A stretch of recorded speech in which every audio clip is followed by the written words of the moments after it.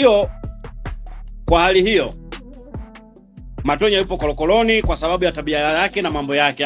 Anapenda kuwafuturu wanawake bure, na aliyakuwa wanawake wa huku ukiwafuturu tu ni pesa. Na uwezo ukamfuturu mpaka mzungumze, muelewane. Kwa kusema kwamba labda Matonya alimkamata kwa nguvu akamuingiza ndani akampeleka wapi, hapana. Kwa sababu mwanamke mpaka akaenda PNB, akaenda kwenye apartment, amemfuata Matonya na akijua ni kitu gani kinachoenda kufanyika.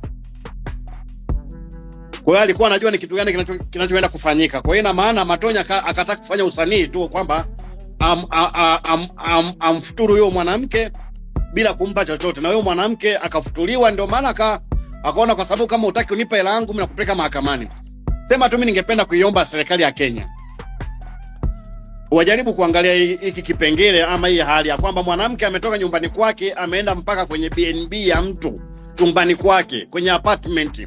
Ni mwanamke anajitambua na anajua ni kitu gani anachoenda kukifanya. Mtazamaji, niko hapa kukujuza ukweli ambao umesemwa ama umezungumzwa kuhusiana na kesi ya Matonya ambayo inamkabili huko nchini Kenya akihusishwa na kesi ya ubakaji. Sasa mmoja kati ya wadau wa muziki nchini ambaye anaishi nchini Kenya mjini Nairobi, Ostaz Juma, na ambaye pia amesimamia kazi nyingi za wasanii na wasanii wengi wamepita kwenye mikono yake. Basi Ostaz Juma amezungumza na kubainisha kwamba huenda kile kinachosemwa ni kweli, kwa sababu Matonya amekuwa ni mtu wa starehe kwa kule ambako anaishi huko jijini Nairobi, na amekuwa na tabia hiyo. Lakini pia amezungumza kuhusiana na hali ambayo imemkabili kuhusiana na kesi ya ubakaji, ambako Ostaz Juma amezungumza kwamba wanawake wa Kenya kwa hivi sasa biashara hiyo ya kuuza miili yao ni kama imekuwa uchumi kwao kwa baadhi ya wanawake.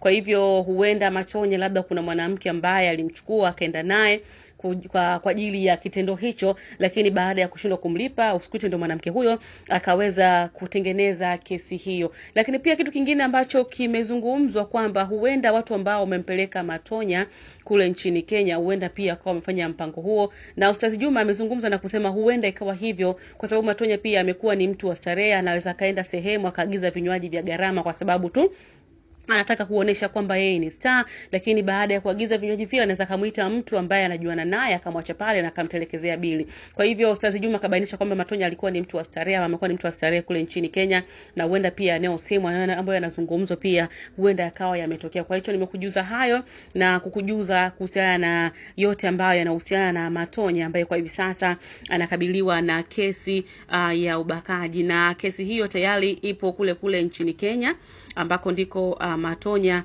alikuwa anaishi kwa hivi sasa. Kwa hivyo na ni kitu ambacho kimesambaa sana mitandaoni na tayari kimezungumzwa sana kuhusiana na kesi hiyo ya Matonya ambayo inamkabili huko nchini Kenya kuhusiana na swala zima la ubakaji. Nikasema je nikujuze hapa kuhusiana na kile ambacho Ostaz Juma na Musoma ameweza kukizungumza kuhusiana na Matonya, na kubainisha kwamba Matonya maisha yake kwa sasa amekuwa akiishi maisha ya kutumia vitu vya gharama, kupenda starehe, kwenda kwenye sehemu za starehe kama bar, kuagiza vinywaji vya gharama, na kwa wakati mwingine pia anaweza akakimbia abili. Kwa hiyo ambaye ulikuwa ufahamu, msanii wa Bongo Flava Matonya ambaye kwa jina lake halisi ni Seif Ramadhani amefikishwa mahakamani katika jiji la Mombasa ikabiliwa na shtaka la ubakaji.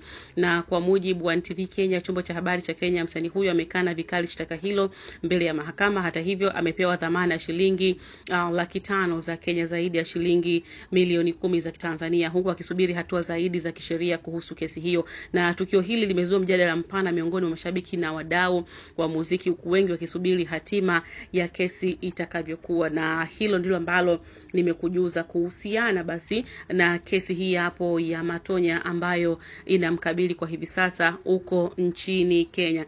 Japo comment zimekuwa nyingi kwa baadhi ya mashabiki wakizungumzia kuhusiana na hilo, na wengi wakizungumza, wengine pia wakimwombea aweze kujinasua ama kunusurika kwenye kesi hii hapo. Mimi hapa ni Sam Baby nimekujuza hayo, na hii ni 69 Media.